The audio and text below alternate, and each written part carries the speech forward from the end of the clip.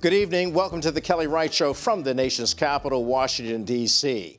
In my opening observations, we are all talking about coronavirus. It has created a new normal that is quite abnormal. Schools are closing, sporting events are canceled, entertainment venues are all shutting down. We are finding that this pandemic is an equal opportunity disruptor of our peace of mind. And indeed, years ago in 1918, people were told the same thing, to stay indoors during the dreaded and deadly spread of the Spanish flu, which literally killed millions. Yet in our modern times, in our much improved medical community, we are coming together to hopefully find a vaccine soon and very soon. We must slow down the spread of the disease. That's a fact of life in this new normal. Yet, while we're being told to shut down our social activities with each other, let's not lose heart in being heartwarming towards each other. This is not a time for finding fault and casting blame with malicious talk and pointing fingers. This is a time, as never before, where we have to continually come together to help fight this disease. This is not a time for fear, but a time for faith over fear. Faith in our medical community, faith in each other, and always doing the right thing, such as quarantining ourselves should we discover that we've been exposed or come in contact with someone with the coronavirus, or if we have it ourselves. And finally, to do what members of the faith community are telling us each and every day: have faith in God. The bottom line is, hope must prevail, and we will find the answer. While some are saying the worst is yet to happen, I truly believe that if we keep up the good fight, we will find that the best is yet to come. And that's my opening observations. And now here are your headlines. President Donald Trump declared a national emergency to address the global coronavirus pandemic. The emergency declaration allows the president to invoke the Stafford Act, opening up $40 billion in federal aid to assist in the coronavirus outbreak. This comes a day after the stock market plummeted amid global concerns. The Federal Reserve pledged $1.5 trillion to try and calm the market, but it had little effect. The White House and Congress are also working to find common ground on a stimulus package, but it still hasn't stopped the stock market from plummeting and having its biggest drop since the big stock market crash in 1987. The NHL, Major League Baseball, Major League Soccer, the NCAA tournament, and the NBA have all been suspended due to coronavirus. A second Utah Jazz player tested positive for the coronavirus, causing the NBA to take a hiatus until further notice. And one of the biggest attractions in New York, Broadway, is shut down for at least a month. New York Governor Andrew Cuomo announced a ban on gatherings of more than 500 people in order to try and stop the spread of coronavirus. Television talk shows taped in New York also will not allow studio audiences right now. That's a look at your headlines. We'll be back with more after the break.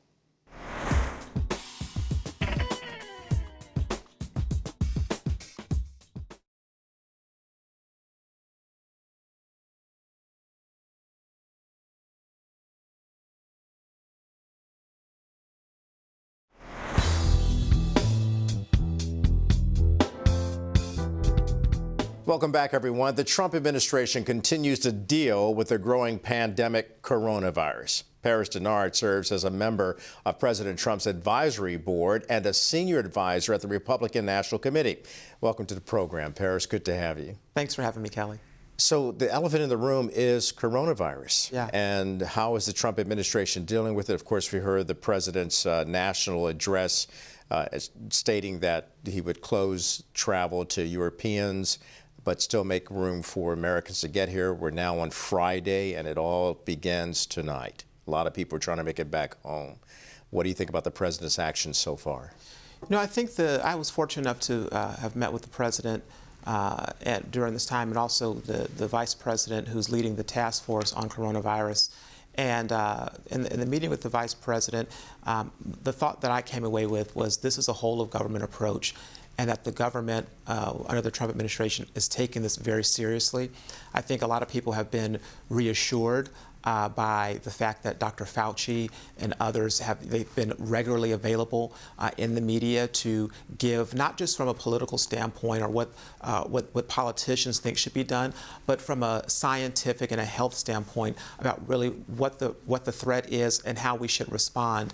And I think on the whole, the president has made the right decisions early on. I think closing off travel from China back in January, much to a lot of people saying that wasn't the right thing to do, it's proven now to have been a very good precaution because it has mitigated what could have been even greater pandemic problem here on American soil. So I think the president is making tough, decisive action, and that, at the end of the day, is what presidents have to do.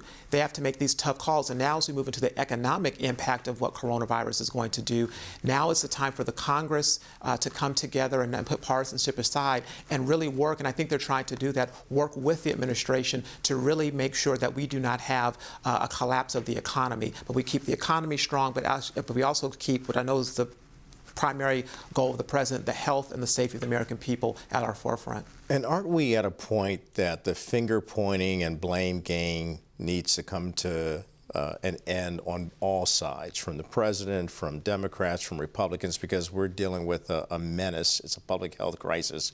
Coronavirus knows no political stripes. It knows no color. It just is an opportunistic disease that will impact all of us if we're not vigilant.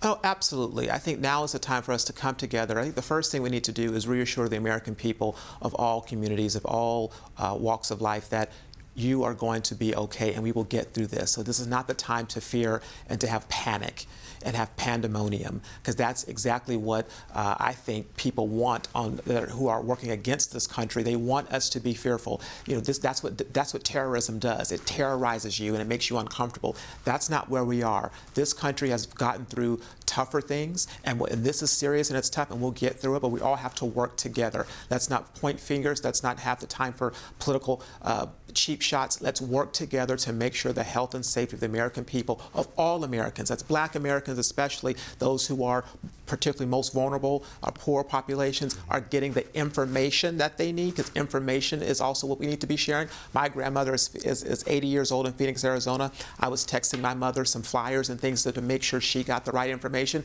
because fear is real. Yeah. And panic is real, but we don't want people to panic. We want people to be educated and to be prepared and not panic, and have facts and not fear.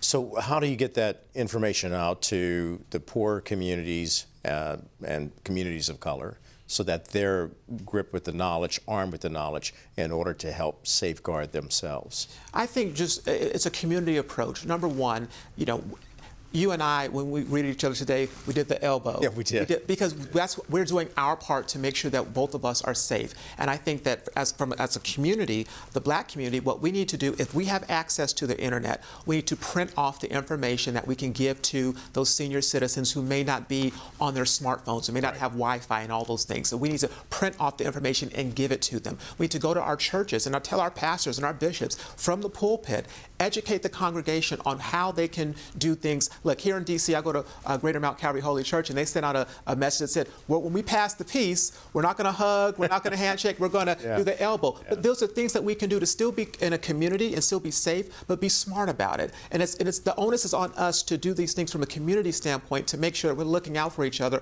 but giving them the information the best way they can get it, however we can get it, to get it to those who don't have it, and keep the country and keep our family and our friends safe as we can during this pandemic, which I know that we'll get through. Yeah, I believe we will get through it, but it's going to take a lot of hard work from all of us, and I'm glad we're discussing this. And sacrifice, exactly. And being aware of what's happening.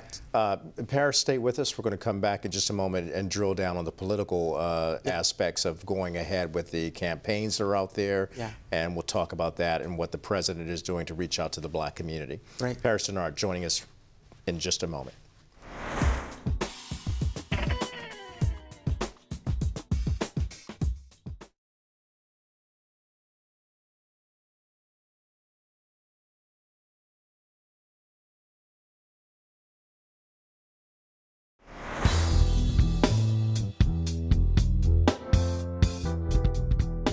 And we're back now with Paris Dennard, Senior Advisor to the President of the United States, President Donald Trump. And just before we were talking about the President's response to coronavirus, we've gone over that, and we're still out there actively engaged in that process. But the President is also actively engaged in campaigning for running against perhaps Bernie Sanders or Joe Biden, the former Vice President. And he's had to cancel some of his appearances due to the coronavirus. What is the president doing in particular for blacks and Latinos in America to move on with his program? Well, first of all, thanks again for having me here. I'm in a new position working with, consulting with the Republican National Committee with Ronna McDaniel, who's our chairwoman, as the Senior Communication Advisor for Black Media Affairs. And one of the things why I was asked to come on and help in this campaign season is because the president has to campaign. Joe Biden, Bernie Sanders, the rest of them, they have to campaign because they have to get the word out. And as we saw in South Carolina with Joe Biden, Vice President Biden, that the black vote is very, very important. And so what the Republican National Committee is doing is through this continued effort is to find as many avenues to get the message out about what President Trump and his agenda and what he's done is how it's positively affecting the black community to as many outlets as possible. So that's why I'm glad to be here today. When you look at the president's agenda when it comes to criminal justice reform and how that has particularly impacted the black community in a positive way, in a disproportionate number, I think that is something that we need to echo even more, because it really isn't a partisan issue, but it's an issue of leadership. The past administrations were not able to get it done. President Trump was able to get it done, and people talk about his tweets all the time, but one of the things he did do was tweet at Senator Mitch McConnell, who's the majority leader, and say, look, bring this bill to the floor for a vote, because Senator McConnell didn't think it was going to pass. The president worked behind the scenes with Democrats and Republicans to ensure that it was going to pass, because for him, it was something that was important. And then we've seen, thousands of people come home and be reunited with their families.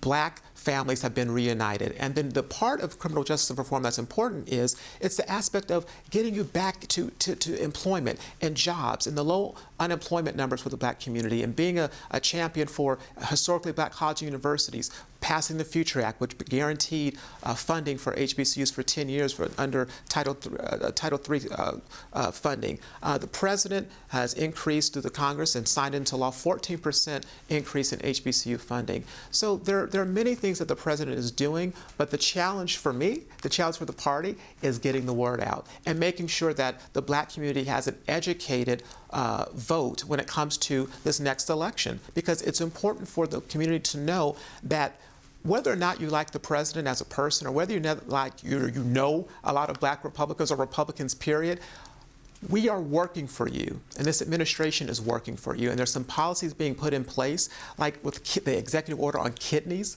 for instance. I know a lot of people know about. The president is working to make this issue up to the forefront and make it easier for people to receive kidneys, because we know kidney disease tremendously impacts the black community like never before. And when it comes to the penalties or the challenges when it comes to donating and receiving and time off from work and the structure that is at right now, there's a plan in place to alleviate that and make it better. And so the black vote is an important vote, and the president has never stopped campaigning and working for the vote and putting promises made as a candidate and promises kept as the president. And you know that the black Democrats are not saying not 4 more years.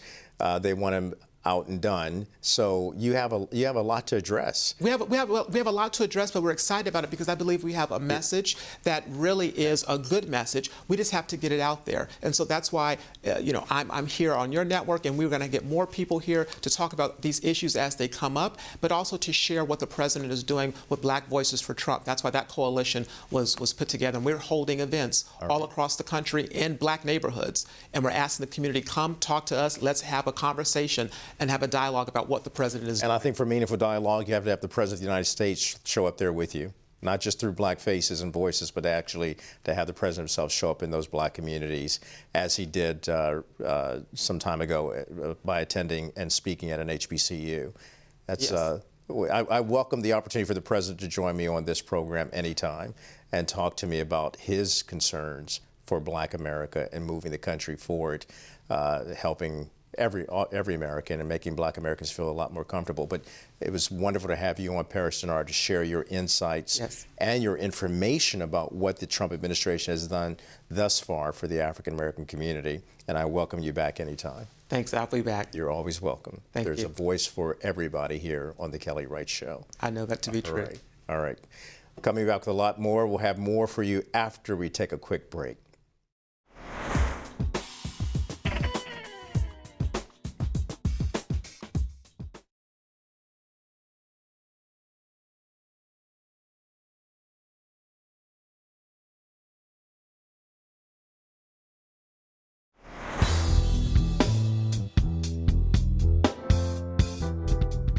Germany is one of the European countries dealing with the coronavirus.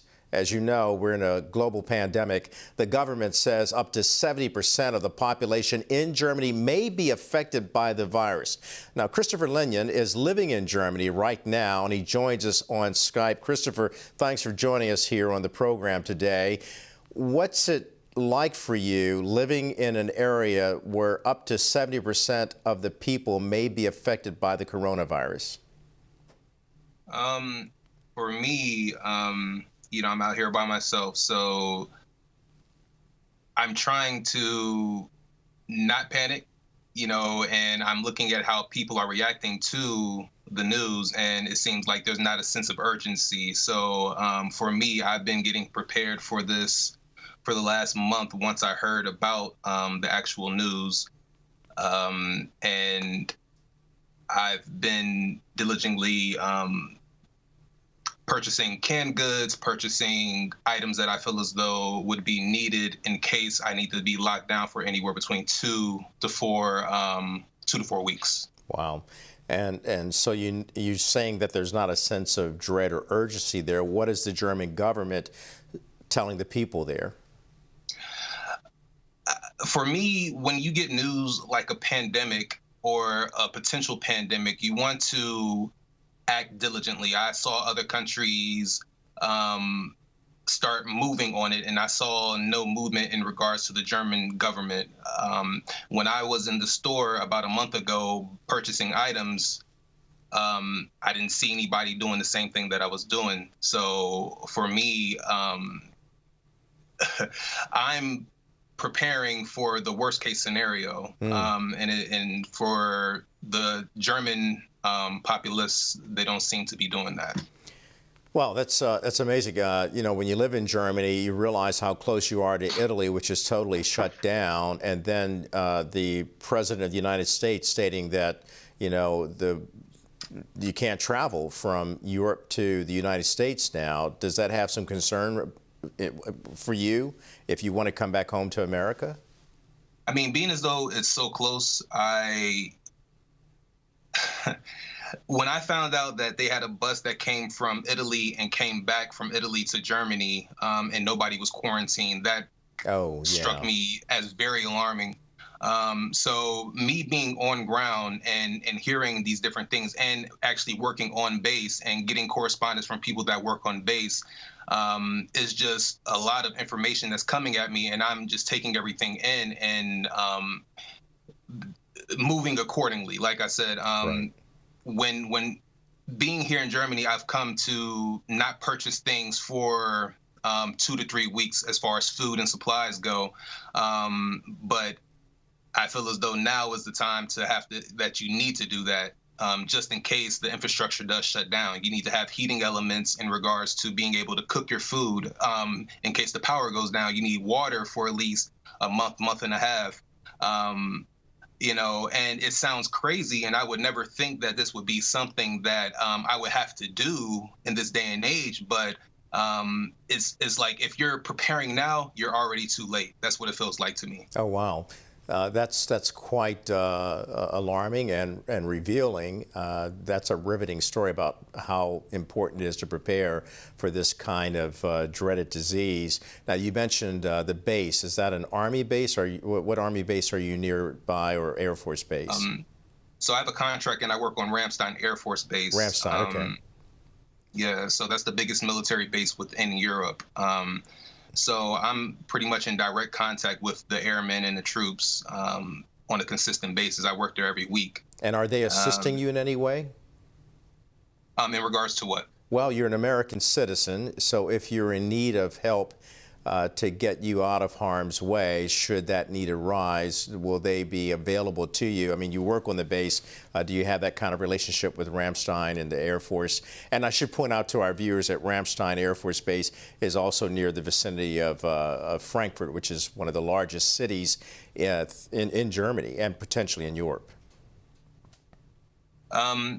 Well, I'm technically like a German citizen, quote unquote. So if there was anything to happen to me, I would have to go within the German economy. So if I get sick or I get injured, I have to go to German hospitals. I can't access the military facilities. The only thing I can do on military facilities is pretty much my work, which is DJing and hosting events, right. which I'm well aware of. So I'm prepared for that as well. Well, a lot of those events, are they being shut down yet, as is the case here in the United States and through other parts of Europe where they're shutting down the major sports of football, soccer for Americans who may not know that term, and then also the NBA is shut down. Are you being affected by this in terms of your business? Absolutely. So pretty much everything is coming to a halt. There are no base activities taking place. From the Army side of things, I believe that the Air Force will follow suit today, but pretty much all activities, pretty much anything where there's a gathering of more than 20 people is pretty much shut down.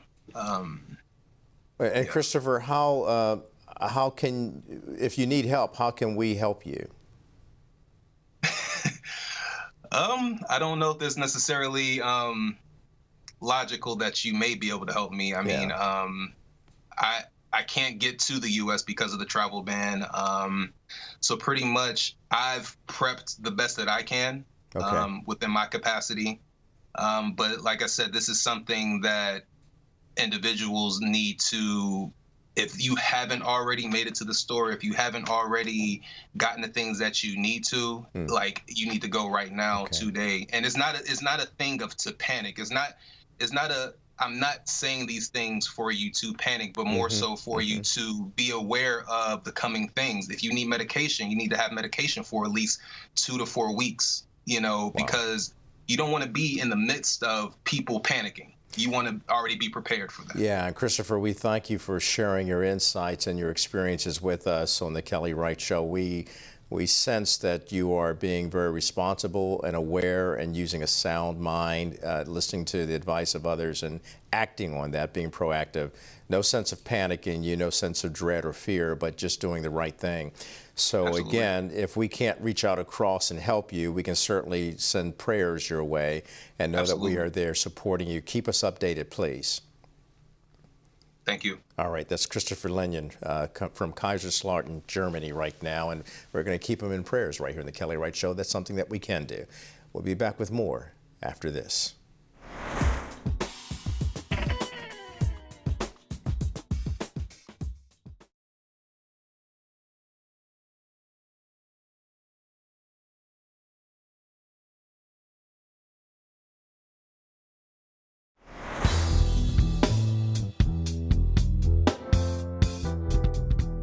Welcome back. Well, children don't seem to be affected by the coronavirus as much as seniors do. And Dr. Andra Hancock is a community pediatrician, obesity specialist, and public health expert. Her work focuses on tackling health disparities and ensuring health equity to help communities achieve their best health and moving forward to achieve their full health potential. Dr. Hancock, thank you for joining us. This is a very serious topic. We're talking about coronavirus. Why are we seeing so much of an impact on senior citizens?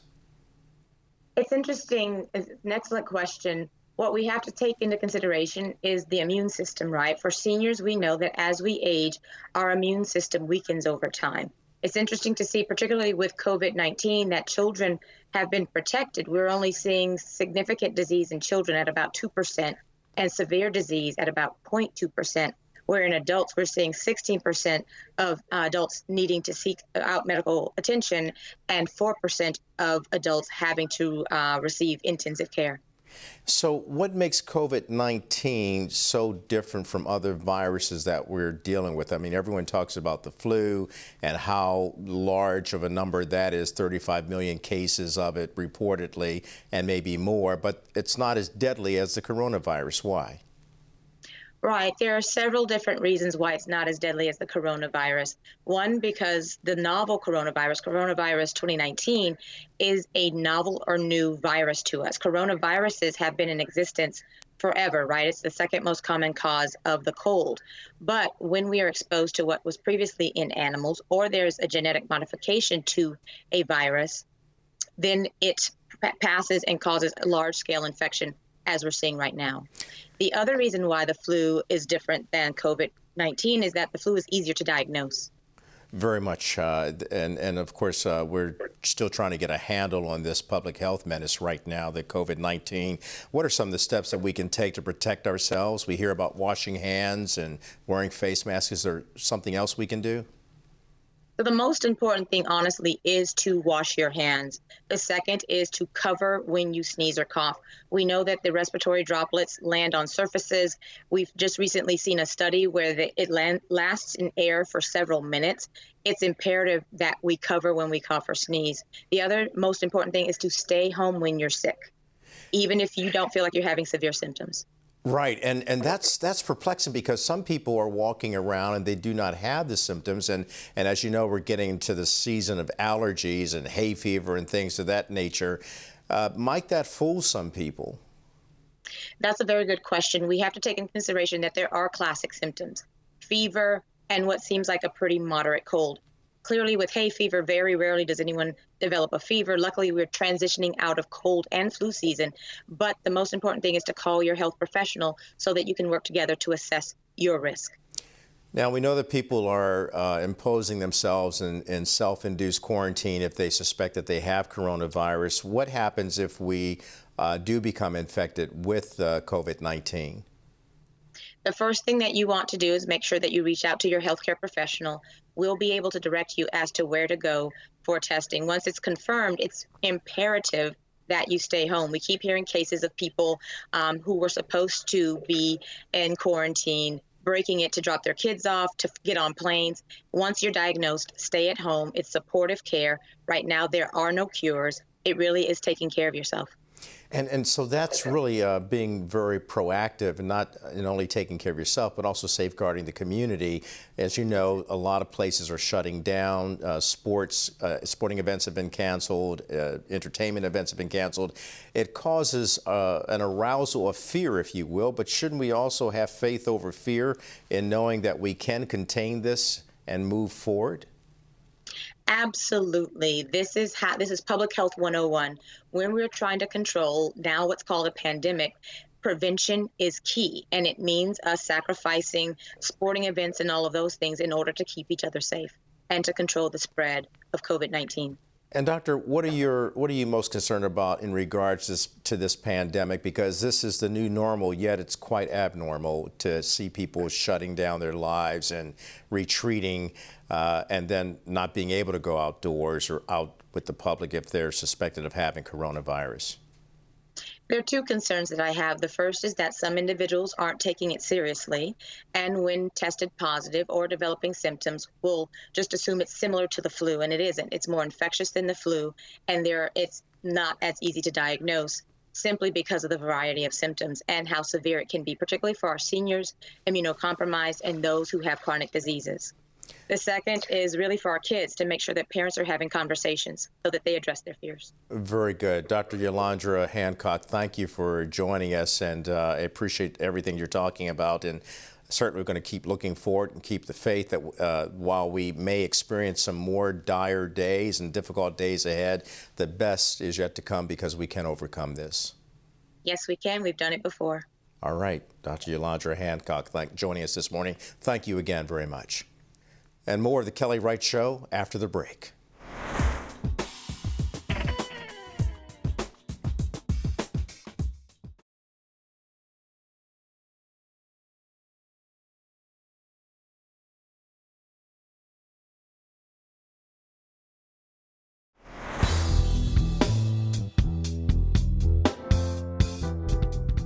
Last year marked the 400th anniversary of Africans first arriving here on U.S. shores, U.S. soil. Many reporters have begun to re-examine this pivotal moment in our American history.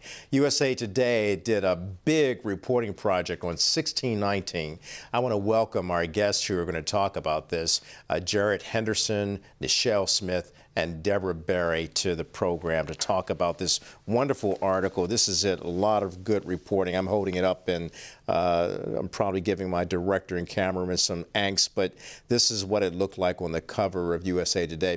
First of all, I'm so delighted to meet you and so proud of what you've done in bringing 1619 closer to each and every one of us so we can feel it, we can taste it and touch it through your eyes.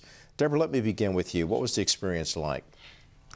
I've been a reporter for a long time. I've written a lot of stories about civil rights and voting rights. This was an incredible experience. It felt like a responsibility and to tell the story, to tell it with a different perspective, and to tell it through a woman who has a long history, who believes she's a descendant of the first African to land in the colonial. Tell me about that.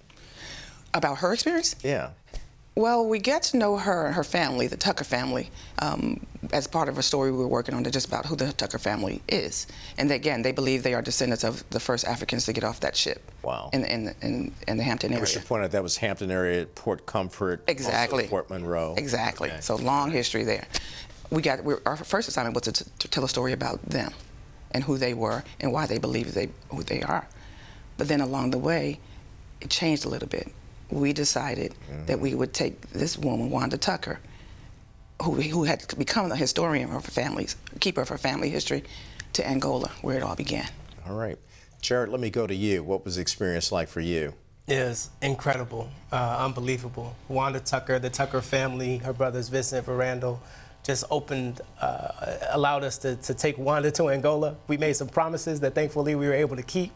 And Wanda was fantastic. She is the type of person who was the right person to help tell this story. She's a fantastic storyteller. And so going back home to Angola, for a lot of us was a surreal experience. Some of us hadn't been before.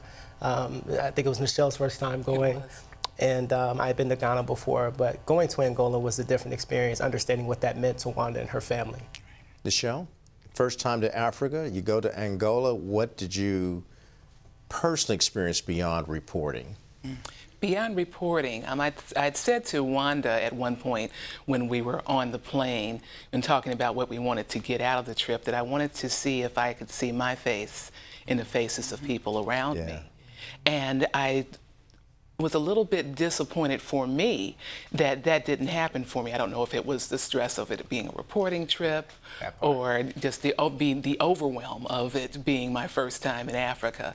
But I'm looking around, I'm enjoying the experience and trying to find my place in it. So it was an overwhelm in every sense, every bit of the word, from going to the interior of the villages and just experiencing life that looks very much like it must have 400 years ago, to Luanda with all of its contradictions. We have a sophisticated city, but at the same time we are seeing the corruption, we are seeing the crime, and we're seeing the poverty, and then we're also seeing the hope that people have for going forward in the future. So it was just amazing, and personally the best work I've done. You know, I'm smiling at all three of you because, like you, I've been in that situation where you go to Africa for your first time. For me, it was in 1999 to Benin, and like you, Nichelle, and perhaps like you, Jarrett and Deborah, I began seeking out who looks like me, where am I from, and I remember asking an African king from Cotonou, Benin, where am I from?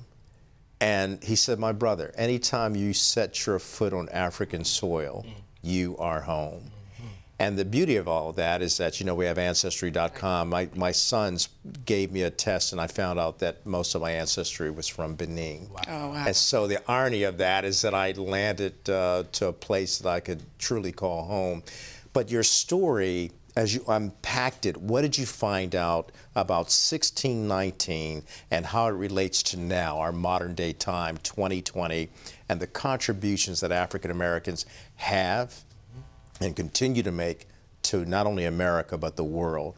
Keeping in mind, we came here as enslaved people, but your reporting showed that we didn't leave Africa as enslaved people. Exactly.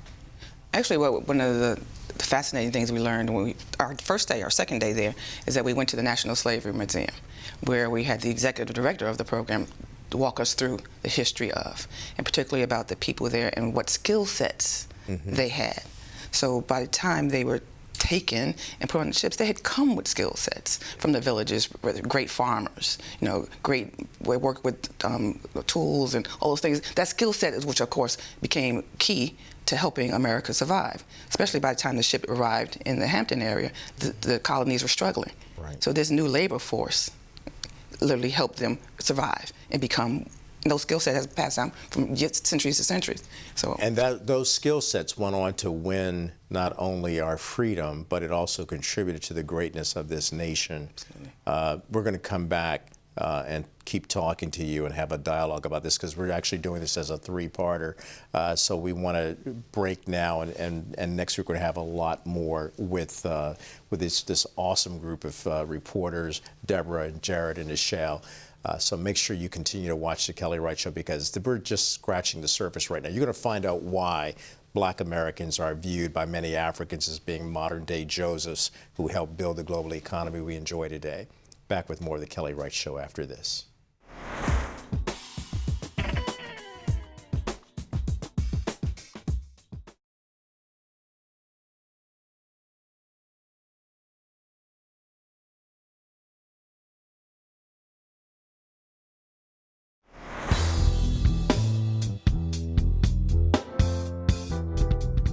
Our next guest is our guest artist, and she has a very unique sound. She complements soul music with a fusion of her Nigerian heritage and explores themes of life like love, laughter, and inspiration. Welcome to the program, Tolumide. Thank you. Thank you so much for having me. It's so gracious to have you. Tolumide, what does it mean? Tolumide is a fusion of my first and last name, Tolu Olumide, and it means thank you, God. So I'm really, really grateful for the name. I'm grateful for that name, too. That's a good place to start. So we thank you, God, for your excellent talent and the good gift that you're using by His grace to illuminate us all and actually bring joy to us through your music. Tell me about your music. Well, I call my music Suya Soul because it's a fusion of soul, which I love and I've been influenced so much by, and my heritage, my African heritage, Nigerian heritage.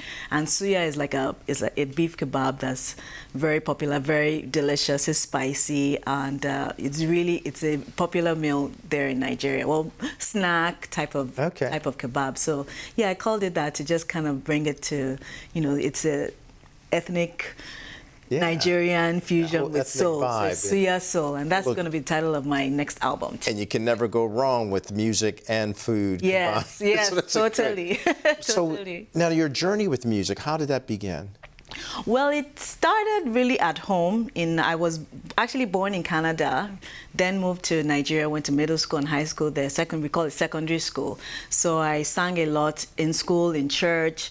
And then when I moved back to Canada, I went to Canada, to York University, to go to study fine arts. And then that's where I joined an all-female reggae band, and then I grew singing with them, touring Canada with them, and then eventually I moved to the States, got a job at Fox 45, working as a graphic designer, and then Fox 45, that's a Baltimore. Baltimore. And then while I was there, my love for music still, was there. It didn't go anywhere, and so I was like, let me give this a shot and try it as a solo career. And ever since then, I've been just songwriting. I had to, get on the grind, songwrite. Even to get started, I didn't, it was now me by myself. So I started going to open mics, introducing myself as a singer, and just slowly meeting musicians and producers in the city, in the DMV area. And then eventually, was able to, create a single, then an EP, then a full album. And so I've been on the grind, learning, growing, and finding, new ways to share. Yeah. And you said DMV, so I just want to remind our viewers throughout the world that DMV stands for DC, Maryland, and Virginia, which has become a great enclave for and melting pot of musicians, talented like yourself, global with their impact. So you bringing the music to the Kelly Wright Show, we're just so appreciative of you. So your journey through music now, has it gone global? Because there are a lot of people viewing you on YouTube. Oh, yes. Tell me about that. What's it? Yes, it has. Well, my first project was entitled My Love, and the music video for that got nominated at the Channel O Music Video Awards in South Africa. And it was under the nomination for Most Gifted R&B Video. So I was excited to just be recognized. I went out there for the award show, and then also did a mini tour. Went to Ghana, went to Nigeria, and did some radio appearances, some shows there. Also went to England, to the UK. So suddenly, I'm grateful that that it has been transcending globally, and I've been getting great feedback, a lot of really international, fans and friends listening to the songs. And, because of now in this era of social media, there's been a lot more, I've been able to dialogue a bit more with those that actually listen to the music, stream it on Spotify, on iTunes or YouTube, watch the videos. So. And what does your music say? What are you trying to convey? Well, certainly, I call it like, life, love, and laughter, really. I'm sharing my experiences, sharing, warmth, sharing inspiration, sharing love. I love to write about relationships within families, spiritual relationships, love relationships. And I love to write about, certainly find ways to always incorporate the continent, incorporate Africa and my heritage. So I feel like I'm teaching or, exchanging, what I've learned and what I keep learning really over the years into the music, and it's fun. It's fun. It's fun. I have to dance. I was telling you earlier how much I love your smile, and I love the message in your music, and just the bright feelings of positivity that you bring, and merging all those ethnic cultures together. I want to hear your music. We want to show your music, so we're going to come back and actually play one of your songs. And what song would that be? It would be Your Arms, Fumilayo. Your Arms, Fumilayo. I wrote that's another song about relationship and love, and I shot the video in Bahamas. Well, hold that thought. You shot in Bahamas, and I think that's a good way for us to wrap our show. So when we come back, we'll have my final word as well as a song from Tulumide. Don't go anywhere.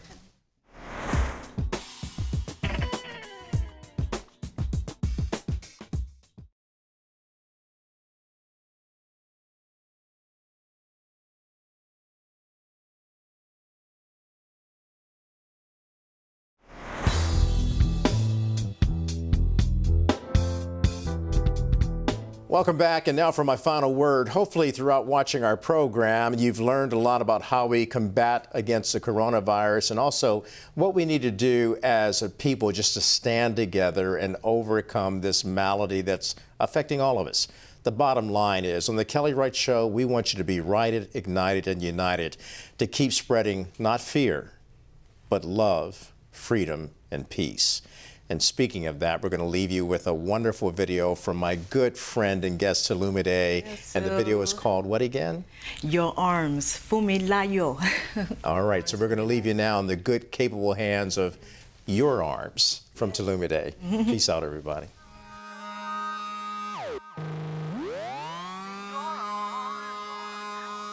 My sweetie, my lovely, I cannot believe that you're standing here in front of me. Whoa, whoa, you're my everything.